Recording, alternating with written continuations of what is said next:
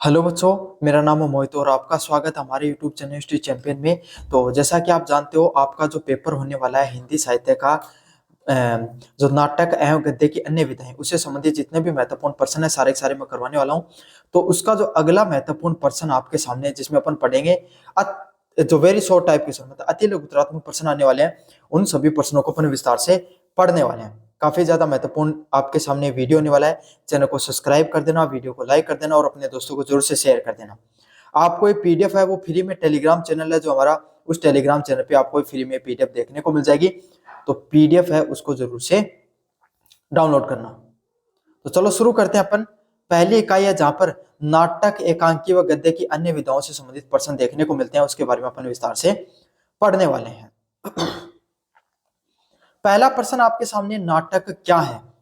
नाटक साहित्य की वो विधा है जो संवाद, अभिनय और मंच के माध्यम से जीवन की घटनाओं प्रस्तुत करती है। मतलब आप खुद समझिए कि नाटक क्या है। रामलीला देखने के लिए गए होंगे कभी ना कभी, जहां पर रामलीला का आयोजन किया जाता है। वहां पर क्या दिखाई जाता है आपके सामने? जो व्यक्ति होते हैं वो आपस में संवाद करते हैं और एक्टिंग साथ के साथ करते हैं। फिल्म देखते हो आप कोई, वो भी एक प्रकार का नाटक ही है। समझ में आ गया? तो यही है। लेकिन फिल्म आपके सामने डिजिटल रूप होता है उस चीज का, और जो आपके सामने जो ये संवाद, जो नाटक होते हैं वो एकदम, जो फिल्म होती है उसके अंदर आपके सामने 3D में, तो जो आपके सामने वर्चुअल में चीजें देखने को मिलती हैं, और नाटक में आप रियलिटी में चीजों को देखते हो। बस यही अंतर देखने को मिलता है। तब अपन विस्तार से जाने, नाटक साहित्य की वो विधा है जो संवाद, अभिनय और मंच के माध्यम से जीवन की घटनाओं का प्रस्तुतिकरण करती है। मतलब नाटक हमारे साहित्य की वो विधा है जो क्या करती है, आपस में लोगों के जो संवाद होता है, उनके बीच का जो अभिनय देखने को मिलता है, और जो मंच के माध्यम से क्या करती है, जीवन की जो भी घटनाएं होती हैं उनको वास्तविक रूप से प्रस्तुत करने का प्रयास करती है। अगले वाला प्रश्न आपके सामने, एकांकी किसे कहते हैं? एकांकी नाटक का संक्षिप्त रूप है जो घटनाओं या भाव पर केंद्रित कहानी होती है। मतलब एक छोटी सी घटना है, जैसे रामलीला है। जो रामलीला आप देखने तो चले गए, उसकी पूर्ण पूरी की पूरी घटना है, लेकिन उसमें भी अगर सिर्फ एक काम किया जाए, माता सीता का और जो स्वयंवर हो रहा है भगवान श्री राम का, उसके बीच में अगर क्या कराया जा रहा है, उस घटनाक्रम को, उसी एक ही घटना को दिखाया जा रहा है, तो उसको एकांकी के नाम से जाना जाता है। होती नाटक जैसे ही अभी, लेकिन इसमें सिर्फ एक ही घटना है, उसको मुख्यतः दिखाया जाता है। एक ही घटना है, वो मुख्यतः केंद्र में रहती है। समझ में आ गया आपको अच्छे से? एक ही घटना है और उसका भाव वही केंद्र में रहता है, बाकी और ज्यादा घटनाएं वो उसमें मिश्रित नहीं रहती हैं। अगला है, नाटक और एकांकी में क्या अंतर होता है? नाटक होता है वो विस्तृत होता है, जहां पर अनेक पात्र और घटनाएं होती है। मतलब नाटक बहुत बड़ा होता है। रामलीला वो कितनी बड़ी होगी, जिसमें पूरी की पूरी भगवान राम, सिया राम के बीच की जो जो उनके जीवन में क्या क्या घटनाएं घटी, सारी की सारी घटनाएं देखने को मिलती हैं।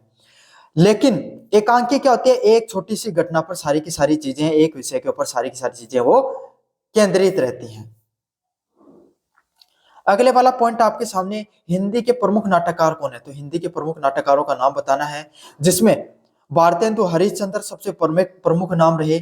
जयशंकर प्रसाद, लक्ष्मी नारायण लाल, मोहन राकेश व भीष्म साहनी प्रमुख है। मतलब अलग अलग प्रकार के भारतीय जो साहित्य विधा के अंदर नाटककार हुए, लेकिन जिनका नाम प्रमुखता से लिया जाता है, वो सबसे पहला नाम है भारतेंदु हरिश्चंद्र। काफी नाम है, राजा हरिश्चंद्र का नाम सुना होगा, उसी चीज से याद कर लेना, भारतेंदु हरिश्चंद्र। जयशंकर प्रसाद, नारायण लाल, मोहन राकेश से प्रमुख नाम है, जिन्होंने नाटक जो विधा है उसको शुरुआत की और उसको एक अलग दिशा की तरफ ले जाने का प्रयास किया। अगले वाला पॉइंट आपके सामने, भारतीय नाट्य साहित्य की आरंभ कब हुआ? मतलब भारतीय जो नाटक साहित्य है उसका आरंभ कब देखने को मिलता है? भारतेंदु हरिश्चंद्र से हिंदी नाटक साहित्य का क्या कहा जाता है? जनक कहा जाता है। मतलब भारतेंदु हरिश्चंद्र वो पहले व्यक्ति थे जिन्होंने जिन्होंने हिंदी जो नाटक व्यवस्था है उसकी शुरू की थी। हिंदी में जो नाटक के जो लेखन है उसको शुरुआत करने वाले व्यक्ति कौन माने जाते हैं? भारतेंदु हरिश्चंद्र के हैं। वो इनके इस विधा के प्रमुख जनक के रूप में उनको जाना जाता है। अगले वाला पॉइंट है, संस्मरण क्या होता है? संस्मरण क्या होता है आपके सामने, संस्मरण में लेखक अपने जीवन की यादों या परिचित व्यक्तियों से जुड़े अनुभवों को बताता है। मतलब अगर आपका कोई दोस्त है, उस दोस्त से संबंधित अगर आपने कोई चीज लिखी, कि हम कॉलेज में थे तब हमने जीवन में ये सब किया, वो ऐसा था, वो पढ़ाई में ऐसा था, आपके सामने कॉलेज में इस प्रकार की करिकुलर एक्टिविटीज में ऐसे था। तो कोई भी एक व्यक्ति है, उसके जीवन की संपूर्ण घटनाओं को जब हम लिखते हैं तो उसको किस नाम से जाना जाता है? संस्मरण के नाम से जाना जाता है। समझ में आ गया? तो कोई भी व्यक्ति, उसके जो घटनाएं होती हैं उसके जीवन की, उन सभी घटनाओं को जो अपन प्रत्यक्ष रूप से दिखाने का प्रयास करते हैं, उसी को संस्मरण के नाम से जाना जाता है। अगले वाला पॉइंट आपके सामने, रेखा चित्र का स्वरूप क्या होता है? रेखा चित्र क्या होता है, उसका स्वरूप क्या होता है? रेखा चित्र किसी व्यक्ति के व्यक्तित्व या स्वभाव के रेखांकन को भावनात्मक रूप से प्रस्तुत किया जाता है। मतलब रेखा चित्र होता है, उसमें क्या किया जाता है? कोई भी व्यक्ति हो गया, उसका स्वभाव है, उसको एकदम भावनात्मक रूप से बताया जाता है कि भाई ये व्यक्ति ऐसा था, उसके अंदर ये चीजें थी, उसकी जो भावनात्मक पक्ष हो गया, उसका व्यक्तित्व का पक्ष हो गया, उसके जीवन की घटनाओं का पक्ष हो गया, सभी के सभी चीजों को बहुत ही क्या किया जाता है? विस्तार से बताया जाता है। जैसे महादेवी वर्मा ने, आपके ये चैप्टर है महादेवी वर्मा सुमित्रा कुमारी चौहान के ऊपर, क्या करती हैं? रेखा चित्र लिखा है, उनके जीवन में क्या घटनाएं लिखी, क्या घटनाएं घटी, वो किस प्रकार का उनका व्यक्तित्व था, साहित्य किस प्रकार से लिखा करती थी, उनके जीवन में खुद वो कैसी थी, उनका व्यक्तित्व कैसा था, उसके बारे में उन्होंने विस्तार से बताया उस रेखा चित्र में, सुमित्रा कुमारी चौहान के लिए। अगला है यात्रावर्त किसे कहते हैं? यात्रा के दौरान देखे गए स्थलों, अनुभवों और भावनाओं के द्वारा वर्णन को यात्रावर्त कहा जाता है। मतलब जब आप कोई यात्रा करने गए, वहां पर आपने किन किन घटना स्थलों को देखा, कैसे कैसे जीवन में अनुभव किए और क्या क्या आपकी भावनाएं रही, उसी को क्या कहा जाता है? यात्रावर्त के नाम से जाना जाता है। मतलब आप कोई भी यात्रा करने के लिए गए, वहां पर जो अलग अलग स्थलों पर आपको कैसी कैसी चीजें अनुभव हुई, भावनात्मक रूप से आपको कैसे यात्रा का वृतांत का पता चलता है, उसी को यात्रावर्त के नाम से जाना जाता है। अगले वाला पॉइंट आपके सामने, आत्मकथा का विश्लेषण, विशेषता बताए। तो आत्मकथा होती है, उसकी क्या विशेषताएं होती है, उसके बारे में विस्तार से बताना आपको। लेखक ने अपने जीवन के अनुभव, संघर्ष व घटनाओं को आत्मकथा में स्वयं के दृष्टिकोण में लिखता है। मतलब जो आत्मकथा होती है उसमें क्या करता है लेखक है, वो अपने जीवन के जो अनुभव होते हैं, संघर्ष होते हैं और उनकी जो घटनाएं होती हैं उनके जीवन में, उन सब चीजों को लिखने का प्रयास करता है। उसी को किस नाम से जाना जाता है? आपके सामने आत्मकथा के नाम से जाना जाता है। मीन्स आपके सामने जो कोई भी व्यक्ति होता है, उसके जीवन में जो अलग अलग प्रकार के अनुभव, कैसे उसने अनुभव किया, किस प्रकार के उसके जीवन में संघर्ष देखने को मिलता है, किस प्रकार की जो घटनाएं घटती हैं, उन सब चीजों को वो क्या करता है? आपके सामने बताता है। उसी को क्या कहा जाता है? आत्मकथा के नाम से जाना जाता है। अगले वाला पॉइंट आपके सामने, डायरी लेखन। डायरी लेखन का उद्देश्य क्या? डायरी लेखन का क्या उद्देश्य होता है, उसके ऊपर हम विस्तार से बात करने वाले हैं। दैनिक जीवन की घटनाएं, भावनाएं और विचारों को व्यक्तिगत रूप से दर्ज करना क्या कहलाता है? आपके सामने डायरी लेखन के नाम से जाना जाता है। मतलब जीवन में जो अलग अलग प्रकार की घटनाएं घटती हैं, जो भावनाएं होती हैं और विचार होते हैं, उनको व्यक्तिगत रूप से बताना किस रूप में कहा जाता है? आपके सामने डायरी लेखन के नाम से जाना जाता है। समझ में आ गया आपके सामने? अगले वाले में बात करें यूनिट नंबर 2 में, जिसमें अपन नाटक है जो रक्त कमल है, किसके द्वारा? लक्ष्मी नारायण लाल के द्वारा लिखा गया, उसके अपन विस्तार से बात करने वाले हैं। रक्त कमल नाटक का विषय क्या था? जो रक्त कमल नाटक उसका क्या विषय था? यह नाटक स्वतंत्र संग्राम, देशभक्ति और बलिदान पे देखने को मिलता है। मतलब जो रक्त कमल नाटक है उसमें क्या स्वतंत्र संग्राम के समय किस प्रकार के आपके सामने जो संघर्ष देखने को मिलता है, किस तरीके से लोगों ने बलिदान दिया, उसके बारे में विस्तार से बताया गया है। अगले वाला पॉइंट आपके सामने, रक्त कमल शीर्षक का क्या अर्थ है? जो रक्त कमल जो नाटक है उसका शीर्षक क्या होता है, उसके बारे में अपन विस्तार से बात करने वाले हैं। रक्त से सींचा गया कमल अर्थात स्वतंत्र का फूल जो त्याग और बलिदान से आपके सामने खिलता है। मतलब रक्त कमल नाटक में क्या देखने को मिलता है कि रक्त से एक प्रकार का जो कमल है जिसको सींचा गया है, जिसमें आपके सामने क्या देखने को मिलता है? स्वतंत्रता का जो फूल है जिसको त्याग और बलिदान से सींचा गया, उसी इसका अर्थ देखने को मिलता है। मतलब कमल है उसको रक्त से सींचा गया। रक्त को कमल को किससे सींचा जाता है? पानी से। लेकिन इसमें किससे बात क्या कर? रक्त की। कमल यहाँ पे स्वतंत्रता है। कमल क्या है? स्वतंत्रता है। रक्त क्या है? वो जो बलिदान है जो लोगों के द्वारा दिया गया है, उस बलिदान के द्वारा इस स्वतंत्रता रूपी कमल को क्या किया गया? सींचा गया। तभी ये क्या होता है? ये बढ़ता है, तभी भारत को स्वतंत्रता मिली है। मुझे उम्मीद आपको समझ में आ गया होगा ये प्रश्न। इस नाटक के लेखक कौन है? सबसे महत्वपूर्ण बात अभी बता देता हूँ, नाटक लेखक के जो नाटककार होते हैं सबको अच्छे से याद कर लेना, सिलेबस को अच्छे से पढ़ लेना, प्रश्न देखने को मिलेगा। कौन है इस नाटक के लेखक? लक्ष्मी नारायण लाल हैं, वो इस नाटक के लेखक हैं। कौन है? लक्ष्मी नारायण लाल। रक्त कमल नाटक के मुख्य पात्र कौन है वह पात्र कौन है? वे पात्र जो देश हित के लिए अपने जीवन का बलिदान देते हैं, उसी को इसमें पात्र बनाया गया है। मतलब जो जो व्यक्ति हैं जिन्होंने जो देशभक्त व्यक्ति हैं जिन्होंने क्या किया गया आपके सामने, देश के लिए अपने जीवन का बलिदान तक कर दिया, उसी को इस नाटक के प्रमुख पात्रों के रूप में दिखाया गया है। अगले वाला पॉइंट है, नाटक का प्रमुख संदेश क्या है? सच्ची स्वतंत्रता केवल त्याग व बलिदान से प्राप्त हो सकती है। मतलब इस नाटक का यही मुख्य संदेश है कि अगर कोई भी व्यक्ति को सच्ची स्वतंत्रता प्राप्त करनी है तो किससे हो सकती है? हम त्याग और बलिदान के माध्यम से सच्ची स्वतंत्रता को प्राप्त कर सकते हैं। समझ में आ गया? मीन्स जीवन में अगर आप चीजों को त्याग करते हैं, जीवन में चीजों को बलिदान देते हैं, तो उसी के द्वारा अपन का क्या करता है, सच्ची स्वतंत्रता प्राप्त होती है। स्वतंत्रता नहीं, अगर आपको जीवन में सफलता प्राप्त करनी है तो भी आपको त्याग करना पड़ता है अलग अलग प्रकार की चीजों का, नींद का, आलस का, आपके सामने जो घर का, बहुत सी चीजें होती हैं जिनको त्याग कर आप जीवन में कहां बढ़ते हो, आगे बढ़ते हो। समझ में आ गया आपके सामने? नाटक की एक भाषा की विशेषता बताइए। तो नाटक है, उसके जो भाषा होती है उसकी एक विशेषता के बारे में बताना है। मतलब भाषा सरल, संवादात्मक और प्रभावशाली होती है। किस प्रकार की भाषा देखने को मिलती है आपके सामने? जो भाषा वो कैसी होती है? नाटक की एकदम सरल होनी चाहिए। क्यों? जब पढ़ने वाला व्यक्ति जब उसको पढ़े, देखने वाला व्यक्ति है जब उसका देखे, जो मंच पे जो लोग हैं, जो मंच पे जो नाटककार होते हैं वो आपस में आराम से संवाद कर पाए, और जो भी व्यक्ति उनको देखें तो उनके बीच में क्या हो, वो आसानी से सभी चीजों को आसानी से समझ पाए। अगर नाटक है वो सरल नहीं होगा, सरल भाषा में नहीं दिखाया जाएगा, तो उसकी उद्देश्य पूर्ति नहीं हो पाएगी। क्यों? क्योंकि जनता देखने वाली समझ ही नहीं पाएगी, और जनता नहीं समझ पाएगी तो क्या मतलब फिर नाटक का? कोई महत्व नहीं है। नाटक के अंदर कौन से भाव प्रमुख होते हैं? तो जो नाटक में जो रक्त कमल नाटक है उसमें क्या कौन से भाव प्रमुख है? देशभक्ति और त्याग की भावना। मतलब जो रक्त कमल नाटक के माध्यम से यही बताया गया है कि किस तरीके से जीवन में त्याग का महत्व है, किस तरीके से जीवन में अगर आप जीवन में त्याग करते हो तभी आपको जीवन में कुछ मिलता है। हमारे भारत के सेनानियों ने, देशभक्त जो राष्ट्रभक्त हैं, उन्होंने क्या किया था, अपने जीवन को पूर्ण रूप से समर्पित कर दिया था भारत जैसे अपना जो देश है उसको स्वतंत्रता दिलाने के लिए। तो यही इसके अंदर भी बताया गया है कि नाटक होता है, उसके अंदर जो रक्त कमल नाटक उसमें यह बताया गया कि देशभक्ति और त्याग की भावना को प्रमुख रूप से दिखाया गया है।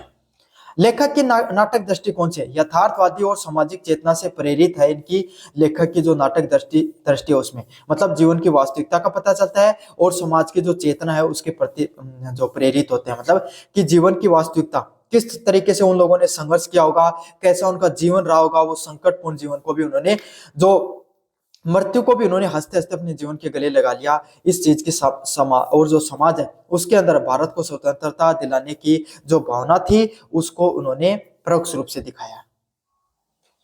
रक्त कमल नाटक जो नाटक है उसका मंच प्रभाव किस प्रकार से था? मतलब जो रक्त कमल नाटक है उसका जो आपके सामने किस प्रकार से प्रभाव देखने को मिलता है?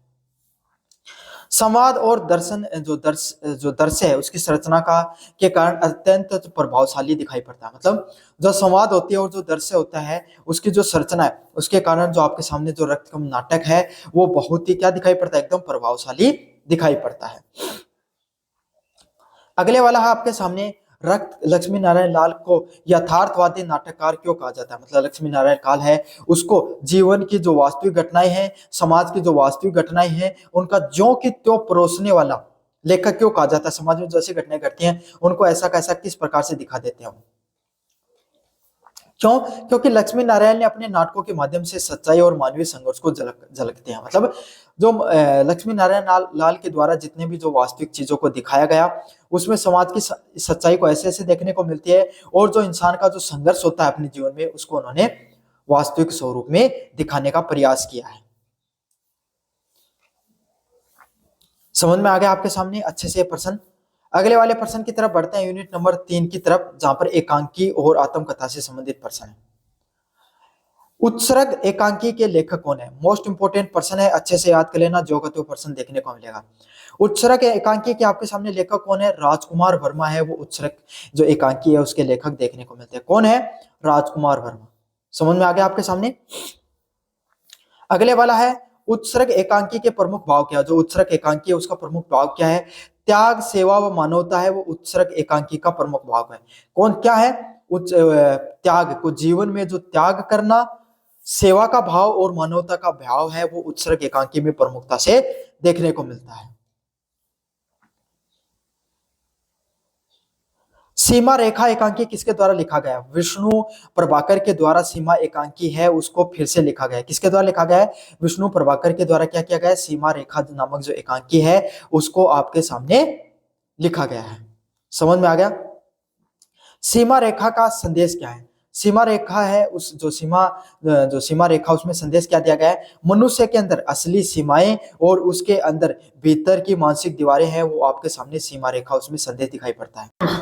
मतलब कोई भी व्यक्ति है उसके जीवन में हम अपने विचारधाराओं के क्या रहते हैं? हमेशा बंधे हुए रहते हैं। जैसे आप में से किसी से पूछो भाई आपको कौन सी जॉब करनी है, सबका जवाब होगा सरकारी नौकरी करनी है। तो है जवाब प्रत्यक्ष रूप से।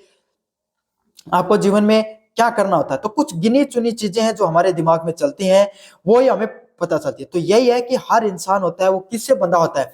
अपनी सीमाओं से। अपनी सीमाएं कौन सी सीमा होती है? ऐसे कोई थोड़ी कोई दीवार खींच रखी है ना।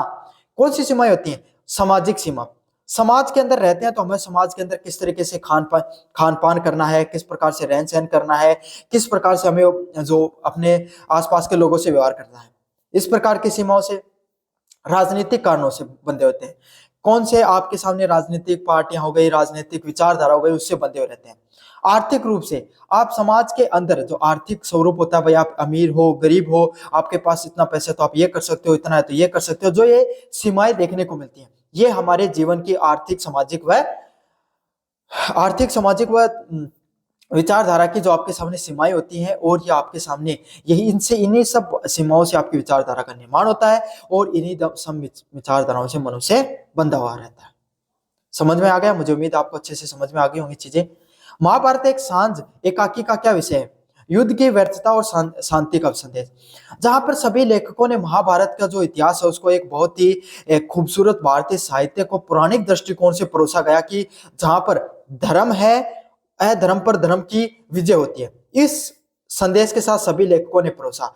लेकिन भारत भूषण अग्रवाल हैं जिनके द्वारा महाभारत की एक सांझ है एकांकी लिखा गया, जिनमें उन्होंने क्या दिखाया कि ये जो आपको दिखाया जा रहा है महाभारत में अधर्म पे धर्म की जो स्थापना होती है, जीत होती है, वो अधूरी है। क्यों अधूरी है? उन्होंने दिखाया युद्ध के माध्यम से कोई भी जो लक्ष्य है उसको प्राप्त नहीं किया जा सकता है। समझ में आ गया? उसकी व्यर्थता को दिखाया। युद्ध को जीतकर भी युधिष्ठिर क्या है? खुद से मन से दुखी है, अंदर से व्यथा से प्राप्त है। तो इसी चीज को दिखाने का बताया गया है कि शांति से जीवन को जीना चाहिए। युद्ध से कोई भी व्यक्ति का जीवन है वो ना तो सफल आज है ना कभी आगे होगा। अगले वाला पॉइंट है महाभारत एक सांझ के लेखक कौन है? कौन है? भारत भूषण अग्रवाल है। वो आपके सामने क्या है? महाभारत के एक सांझ है उसके लेखक हैं। इसमें उन्होंने यही दिखाया कि महाभारत के अंदर जो युद्ध है उसमें जो भाई भाई है वो एक दूसरे को मार काटने पर तुल जाते हैं। जो एक पूरा का पूरा जो वंश है उसको नष्ट हो जाता है, काफी लोग मृत्यु को प्राप्त हो जाते हैं। युधिष्ठिर वो इस चीज से दुखी हैं। तो कोई महत्व नहीं होता है युद्ध से। किसी भी व्यक्ति है उसको विजय जरूर प्राप्त हो सकती है, लेकिन आंतरिक शांति किसी को नहीं मिलती है। उनके अनुसार कोई भी विजय, असली विजय कहाँ होती है? जब आपको अंदर से शांत रहते हो। अपनी खबर आत्मकथा के लेखक कौन है? पांडे बच्चन शर्मा जो उग्र है, पांडे बच्चन शर्मा उग्र है, वो आपके सामने अपनी खबर जो आत्मकथा है उसके जो लेखक हैं। अपनी खबर में लेखक का दृष्टिकोण क्या है? जो अपनी खबर जो लिखी गई उसके अंदर क्या लेखक का क्या दृष्टिकोण है? वो एकदम निर्भय होकर आपके सामने क्या करते हैं? खबरों को दिखाया गया है। समझ में आ गया? स्पष्टवादी हैं। जो खबर उनको दिखानी है, ना तो वो राजनेताओं से डर रहे हैं, ना आपके सामने सामाजिक पहलुओं से डर रहे हैं, सीधे की सीधी खबरों का परोस रहे हैं। और आत्म विश्लेषणात्मक जो भी चीजें बताते हैं वो अपने उनके क्या विचार हैं उस दृष्टिकोण पे, उस घटना पे उसको स्पष्ट बताते हैं। राजकुमार वर्मा की एकांकी की क्या विशेषताएं हैं? तो राजकुमार वर्मा के द्वारा जो एकांकी लिखी गई उसमें क्या है? उसको नाटकीय, भावनात्मक व गहराई और सामाजिक संदेश के साथ परोसा गया। मतलब राजकुमार वर्मा की जो एकांकी है उसमें जो नाटकीय, भावनात्मक व गहराई, सामाजिक गहराइयां देखने को मिलती हैं। अगले वाला है विष्णु प्रभाकर की जो लेखन शैली कैसे है? मानवीय संवेदनाओं और नैतिक मूल्यों पर आधारित सरल भाषा शैली देखने को मिलती है। मतलब उन्होंने, विष्णु प्रभाकर ने क्या किया है? मानव की जो हमारी जो भावनाएं होती हैं उसकी जो संवेदनाएं होती हैं, जो हमारी भावनाओं पर लिखकर नैतिक मूल्य होते हैं, जो हमारे जो नैतिक मूल्य होते हैं उस पर आधारित उन्होंने क्या किया है? सरल भाषा का प्रयोग किया है। अगले वाला जो आपके सामने यूनिट नंबर 4 की बात करें, रेखा चित्र, संस्मरण, यात्रा वृत्तांत और रिपोर्ट ताज के माध्यम से। जिसमें आपके सामने क्या देखने को मिलता है, सरजू भैया रेखा चित्र के लेखक होने। तो सरजू भैया जो रेखा चित्र लिखा गया, ये किसके द्वारा लिखा गया है, राम वृक्ष जो बेनपुरी हैं उनके द्वारा सरजू भैया जो रेखा चित्र है वो लिखा गया है। किसके द्वारा लिखा गया है, राम वृक्ष बेनपुरी के द्वारा जो सरजू भैया रेखा चित्र है वो लिखा गया है। जहां पर क्या देखने को मिलता है, जो सरजू भैया है उसमें ग्रामीण जीवन है उसके किस प्रकार की घटनाएं घटती हैं उसके ऊपर विस्तार से बताया गया है, ग्रामीण जीवन को विस्तार से समझाया गया है। अगले वाला पॉइंट है, सरजू भैया का मुख्य भाव क्या है। सरजू भैया का मुख्य भाव क्या है, ग्रामीण जीवन की सरलता, प्रेम व मानवीय संवेदना के बारे में बताया गया। मतलब ग्रामीण जीवन है वो किस प्रकार का जीवन वहां पर देखने को मिलता है।